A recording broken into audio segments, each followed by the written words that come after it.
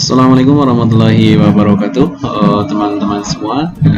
Selamat datang di channel saya di Forza Eduka ya. Kali ini saya akan membahas soal-soal untuk P3K tentunya ya, terkait dengan manajerial dan sosiokultural ya, beserta penjelasannya.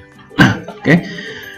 Tapi sebelum saya mulai, bagi teman-teman yang belum subscribe channel saya ini, silahkan klik tombol subscribe, klik like, share, dan juga komen ya, agar masukan dari teman bisa membangun saya untuk membuat konten-konten yang lebih kreatif dan menarik lagi, tentunya lebih bermanfaat ya.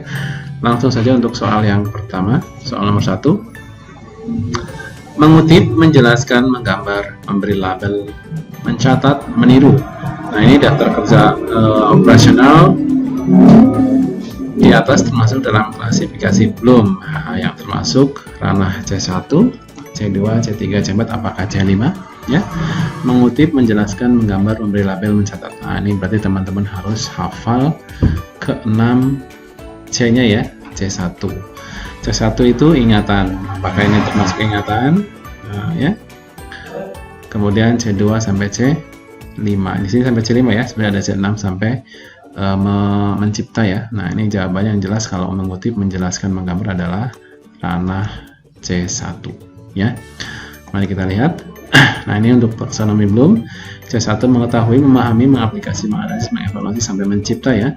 Nah, ini C1 sendiri adalah mengutip, menyebutkan, menjelaskan, mendaftar, memberi label, menghafal, meniru. Nah, ini kata kerja yang sering digunakan untuk soal-soal ya. Kemudian memahami, memperkirakan, menjelaskan, mengkategorikan, ini kalau sudah C2 ya. Mengaplikasikan itu mengurutkan, menentukan, memverifikasi, menilai. Menganalisis, mendiagnosis, mengkorelasi, menyimpan, menemukan. Kemudian C5 itu membuktikan atau ranah evaluasi ya, membuktikan, memprediksi, mengarahkan, menafsir. Sampai ke ranah C6 mencipta. Mencipta itu berarti peserta didik sudah sampai tahap memadukan, membangun, merancang, menciptakan, dan seterusnya. Nah, ini yang harus teman-teman ingat, ini adalah kumpulan dari karta kerja operasional yang sering digunakan pada soal-soal ini. Sebenarnya lebih banyak lagi, sebenarnya ada lebih banyak. Oke, lanjutkan untuk soal nomor 2. Yang bukan merupakan komponen kurikulum adalah apakah A, tujuan, B, evaluasi, C, ketersapaian, atau D, bahan ajar, atau yang E, strategi. Nah, ini biasanya kalau sudah jadi wakil kurikulum atau ikut dalam timnya, tentunya akan hafal ya, karena setiap hari tentunya akan menyusun sebuah KTSP, kurikulum tingkat satuan pendidikan, atau yang sekarang itu 2 tahun terakhir ini adalah EKTSP ya, elektronik KTSP ya. Jawabannya adalah ketercapaian, karena yang bukan ya. Oke, kalau tujuan dalam kurikulum itu pasti ada, evaluasi juga pasti ada, bahan juga pasti ada, dan strateginya juga pasti ada. Oke. Nah, ini pengertian kurikulum sendiri adalah seperangkat rencana pengaturan mengenai yang pertama itu tujuan, yang kedua isi, bahan pembelajaran, serta yang ketiga adalah cara yang digunakan sebagai pedoman penyelenggaraan kegiatan pembelajaran untuk mencapai tujuan pendidikan nasional. Ingat, tujuannya adalah pendidikan nasional. Jadi tadi yang tidak ada dalam kurikulum adalah ketercapaiannya ya. Oke. Lanjutkan nomor 3. Kurikulum berfungsi sebagai persiapan yang mengandung makna bahwa kurikulum sebagai alat pendidikan mampu mempersiapkan siswa ke jenjang selanjutnya dan juga dapat mempersiapkan diri, dapat hidup dalam masyarakat, tidak melanjutkan pendidikan. Jika tidak melanjutkan pendidikan. Pernyataan di atas merupakan fungsi kurikulum sebagai apakah yang A, the integrating function, yang B, the differentiating function, C, the propa-educative function, D, the selective function, ataukah yang E, the diagnostic function.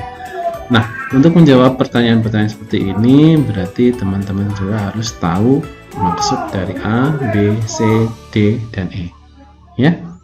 Kurikulum berfungsi sebagai persiapan. Ini kata kuncinya persiapan ya. yang mengandung makna bahwa kurikulum sebagai alat pendidikan mampu mempersiapkan ke jenjang selanjutnya. Oke, jawabannya yang tepat adalah the propa eduetic function. Nah, untuk ini berarti teman-teman juga harus tahu A sampai E maknanya apa saja. Nah, ini fungsi kurikulum yang pertama adalah penyesuaian. Penyesuaian itu adalah adjuktif or adaptif. Ini ada banyak sekali ya.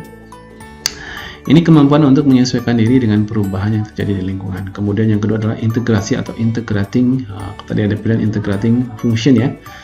Kurikulum merupakan alat pendidikan yang mampu menghasilkan pribadi-pribadi yang utuh yang dapat dibutuhkan dan berintegrasi. Nah, ini kata kuncinya di masyarakat.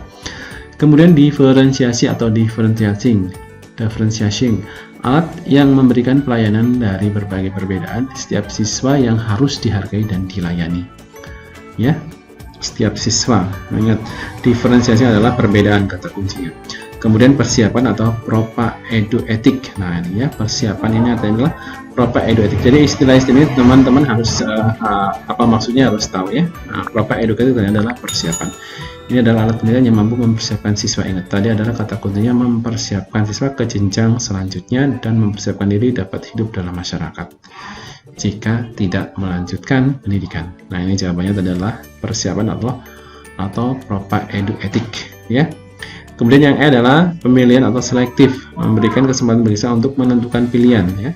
Program belajar yang sesuai dengan minat dan bakatnya. Kemudian yang 6 adalah diagnostik. Alat pendidikan yang mampu mengarahkan dalam memahami potensi siswa serta kelemahan dalam dirinya. Jadi untuk jawabannya tadi adalah persiapan atau propa eduetic ya. Nah, karena untuk mempersiapkan. Oke, lanjutkan untuk soal yang nomor 4. Saudara adalah anggota tim pengembang kurikulum ya. Dokumen 2 dari kurikulum berisi tentang apa? Nah, ini kalau untuk kurikulum tentunya teman-teman semua kalau sudah masuk ikut tim tahu ya. Ada buku 1, buku 2 dan buku 3 tentunya kan begitu. Nah, dokumen 1, dokumen 2 dan dokumen 3. Nah, dokumen 1 itu apa, dokumen 2 apa, dokumen 3 itu apa? Ini teman-teman harus tahu. Itu ya. Nah, kan ada KTSP, ada silabus, ada RPP juga. Nah, itu yang dimasukkan kira-kira masuk dokumen 1 apa, dokumen 2 apa, dokumen 3 apa. Gitu.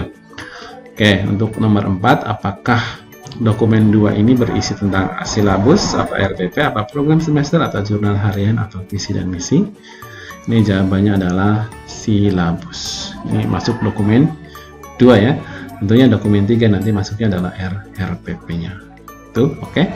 Untuk lebih rincinya kita lihat. Nah, ini dokumen 1 berisi tentang KTSP ya. Yang isinya dalam KTSP itu ada visi, misi, tujuan, struktur dan muatan kurikulum. Nah, ini ada MUPEL, muatan pelajaran, pengembangan diri, beban belajar, penilaian, ketuntasan, kenaikan, dan kelulusan.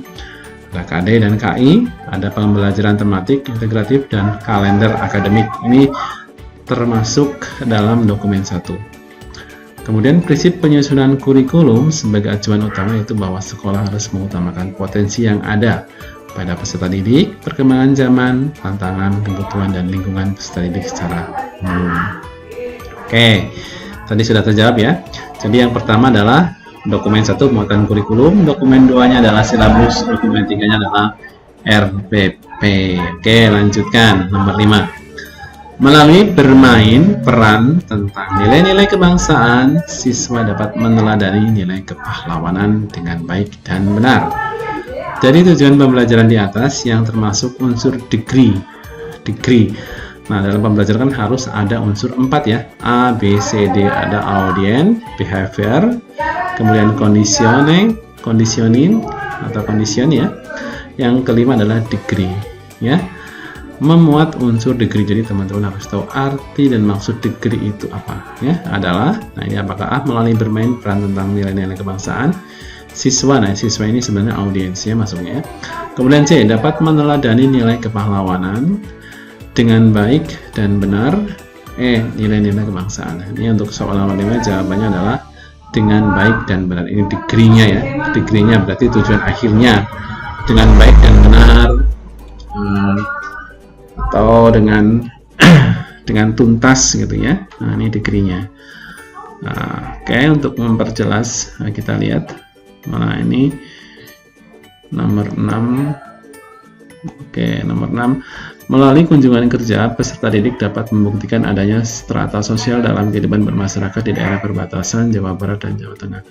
Nah, ini bagian dari conditioning atau C-nya ya. Tadi kan ada A, B, C, D adalah. Nah, ini melalui kunjungan kerja. Jadi kondisi mereka itu digambarkan dengan keadaan melalui kunjungan kerja. Kalau peserta didik jelas-jelas A ini ya, audiensnya. Dapat membuktikan adanya, berarti ini masuknya degree ya, dengan benar juga degree, membuktikan juga degree, gitu ya. Nah, ini kayak lanjutkan. Nah, ini melalui penggunaan model atau KAL, peserta didik dapat mendeskripsikan pengertian dinamika, menyusun dan menyajikan hasil telaah tentang dinamika perwujudan Pancasila sebagai dasar negara dengan benar. Oke. Nah, ini adalah unsur-unsur untuk merumuskan tujuan pembelajaran hendaknya memenuhi kaidah A, B, C, D atau audience, behavior, condition, dan degree. Ya, audience adalah peserta didiknya. Jadi kalau ada unsur siswa, peserta didik ini adalah audiensnya. Behavior adalah perilaku yang spesifik yang akan dimunculkan oleh peserta didik setelah selesai memperoleh pengalaman belajar dalam pelajaran tersebut. Kemudian C adalah condition atau kondisi ya, adalah kondisi yang berarti batasan yang dikenakan pada peserta didik atau alat atau peralatan yang digunakan peserta didik pada saat dilakukan penilaian. Kemudian degree adalah tingkat keberhasilannya ya, atau tercapai atau tidak, atau benar atau tepat atau ya, di dalam mencapai perilaku. Nah, ini contohnya setelah melaksanakan proses pembelajaran dan menggali informasi. Nah, ini ya, melaksanakan proses pembelajaran berarti kondisinya dan menggali informasi. Kemudian siswa, nah ini siswa sendiri adalah audiensnya, dapat menjelaskan, ini behavior ya, menjelaskan behavior, tadi menjelaskan behavior ya. Kemudian secara benar itu adalah degree-nya. Oke, lanjutkan.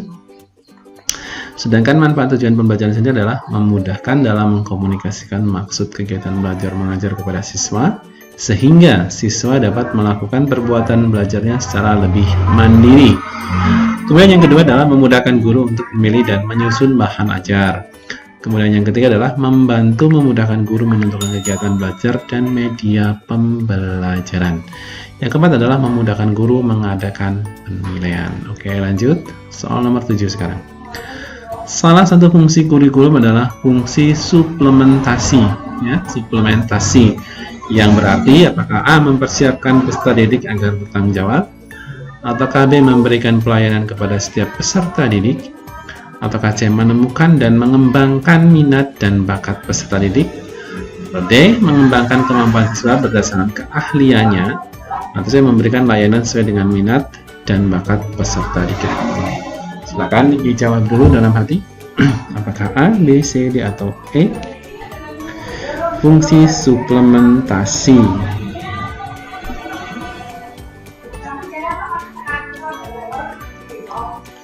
Jawabannya adalah yang B, memberikan pelayanan kepada setiap peserta didik. Ini adalah salah satu fungsi dari suplementasi. Nah, ini penilaian proses dan hasil pembelajaran. Kalau lingkup penilaian, ini ada pengetahuan, keterampilan, dan sikap. Nah, ini kalau pengetahuan sendiri adalah tes tulis, tes lisan, dan penugasan ya. Kemudian untuk keterampilan adalah untuk menilai keterampilan adalah kinerja atau praktek produk, proyek, portofolio. Sedangkan sikap adalah bisa dengan observasi, penilaian diri, dan penilaian antar teman. Ini diingat-ingat ya. Ada 3 penilaian: sikap, pengetahuan, dan keterampilan. Ya. Oke, lanjutkan. Penilaian dan evaluasi pembelajaran. Penilaian pembelajaran yang pertama adalah penilaian HB dilaksanakan berbentuk penilaian autentik dan non-autentik. Nah, ini masuk yang autentik mana, non-autentik yang mana. Kemudian penilaian autentik merupakan pendekatan utama dalam penilaian hasil belajar oleh pendidik. Kemudian yang ketiga adalah, nah ini berbentuk bentuk dari penilaian autentik adalah mencakup. Nah, yang pertama adalah penilaian berdasar pengamatan, berdasarkan tugas lapangan, kemudian portofolio, kemudian project, kemudian produk, kemudian jurnal. Yang terakhir adalah kerja laboratorium, bukan terakhir ya. Kemudian yang adalah unjuk kerja. Ini adalah bentuk penilaian autentik dari A sampai H ya. Penilaian berdasarkan pengamatan, tugas ke lapangan, portofolio, proyek jurnal. Ini masih ada lagi ternyata penilaian diri. Kemudian yang ketiga adalah bentuk penilaian non autentik. Ini mencakup tes, ulangan, dan ujian. Ini non autentik ya. Oke.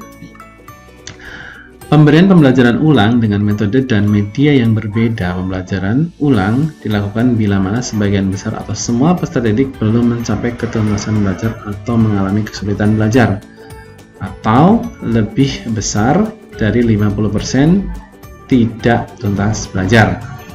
Kemudian pemberian bimbingan secara khusus. Nah, ini untuk remedial ya, ini saya tidak membaca tadi ya.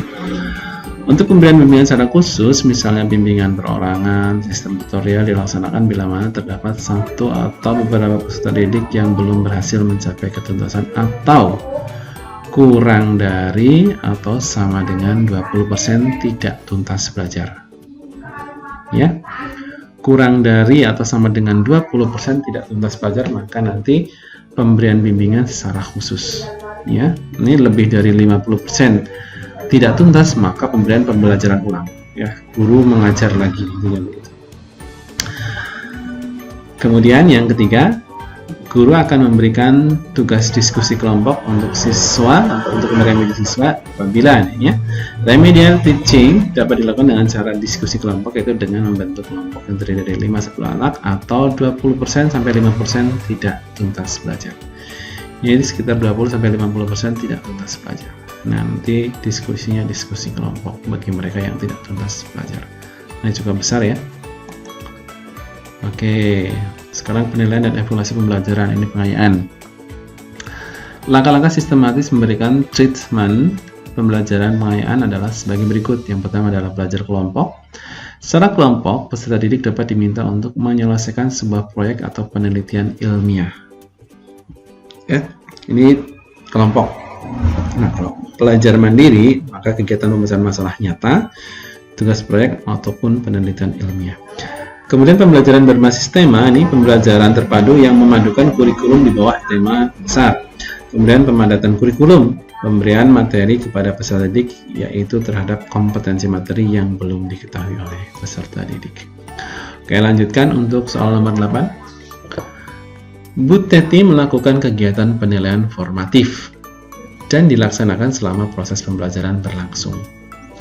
Pada proses penilaian peserta didik ia libatkan dalam merumuskan prosedur penilaian, kriteria, maupun rubrik atau pedoman penilaian, sehingga mereka mengetahui dengan pasti apa yang harus dilakukan agar memperoleh capaian belajar yang maksimal.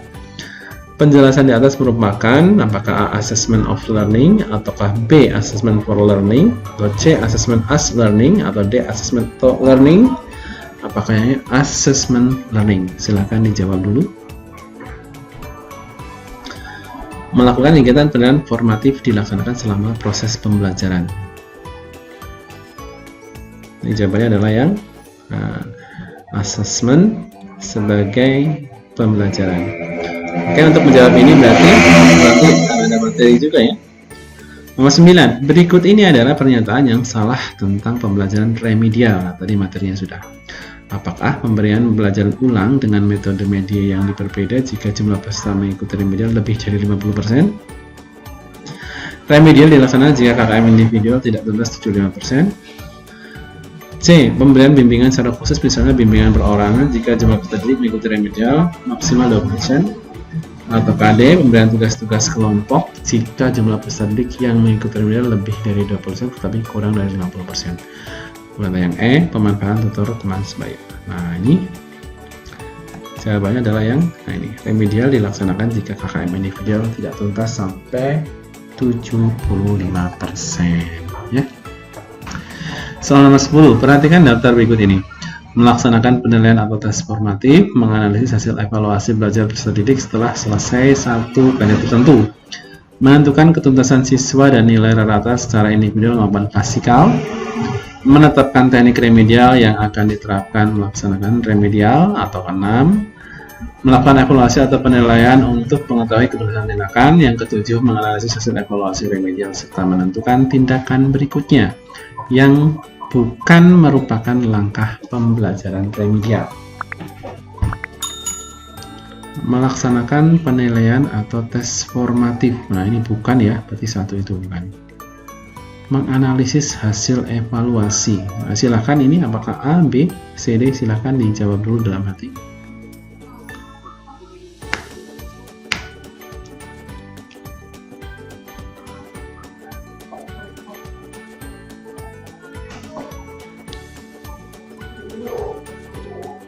Jawabannya adalah yang ini.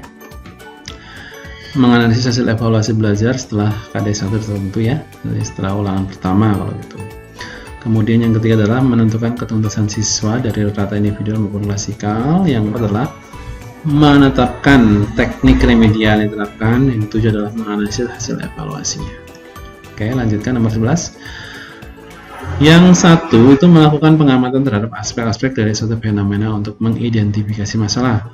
Kemudian merumuskan pertanyaan berkaitan dengan masalah yang ingin diketahui dan menalar untuk merumuskan hipotesis berdasarkan pengetahuan dan pengalaman yang dimiliki, mencoba atau mengumpulkan data atau informasi dengan berbagai teknik, mengorganisasi dengan mengambil value kegiatan. Yang kelima, mengasosiasi, menganalisis data atau informasi untuk menarik kesimpulan. Yang keenam adalah mengkomunikasikan kesimpulan yang bukan merupakan langkah pembelajaran saintifik.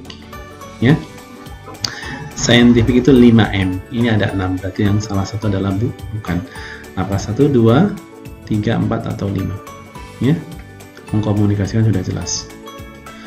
Mengasosiasi, ya, mengorganisasi, mencoba, merumuskan, pengamatan. Ini jawabannya adalah yang mengorganisasi dengan mengambil value kegiatan. Nah, ini yang bukan ya. Nah, ini yang salah ini. Nomor 11, 12 sekarang. Guru merancang dan melaksanakan pembelajaran yang mendasarkan pada masalah nyata sehari-hari. Jadi bukan masalah yang dilakukan dengan konsep yang berbeda dengan kenyataan yang terjadi di dalam masyarakat. Pernyataan di atas adalah sifat pembelajaran open ended. Open ended itu terbuka ya, atau authentic itu nyata, atau non authentic, kontekstual, student centered. Melaksanakan pembelajaran yang berdasarkan pada masalah nyata. Masalah nyata, ingat masalah nyata. Jadi jawabannya adalah yang otentik. Nomor 13. Peserta didik telah mampu menunjukkan perubahan tingkah laku. Perubahan tingkah laku ditunjukkan dengan siswa mampu mempraktikkan cara menyusun rangkaian listrik paralel. Menyusun rangkaian listrik paralel. Nah, ini pernyataan dari teori belajar ya. Teori belajar adalah kognitif, konstruktif, behavioris, humanistik atau akomodasi. Akomodasi itu nggak ada ya, tapi yang A, B, C, D ini ada semua. Ya. Ingat, menyusun rangkaian, membangun itu pasti adalah konstruktivisme. Nah, ini, tapi di sini behavioristik ya. Tapi kalau misalnya adalah konstruktivisme.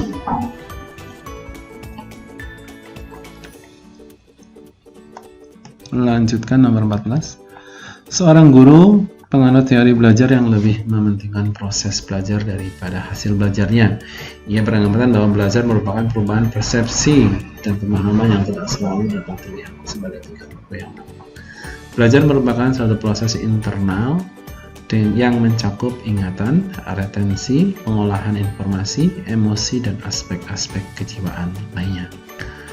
Guru dalam ilustrasi di atas menganut teori belajar apakah kognitif, konstruktivis, behavioristik, humanistik, apa enaktif. Enaktif itu mementingkan proses belajar daripada hasilnya. Bahwa belajar merupakan perubahan persepsi pemahaman yang tidak selalu dapat terlihat. Kognitif ini ya. Oke, soal yang terakhir.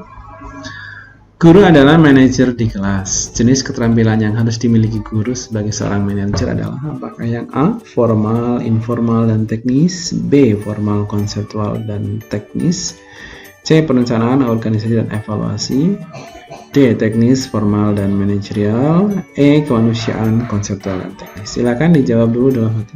A, B, C, D, atau E. Oke, guru adalah manajer di kelas. Jenis keterampilan yang dimiliki guru sebagai seorang manajer adalah Jawabannya adalah yang ini, merencanakan, mengorganisasi, dan mengevaluasi. Oke teman-teman, terima kasih. Mudah-mudahan video ini bisa membantu. Ini adalah part yang pertama ya. Untuk part yang kedua nanti akan saya share kembali. Terima kasih, selamat siang. Jangan lupa klik like, share, komen, dan subscribe.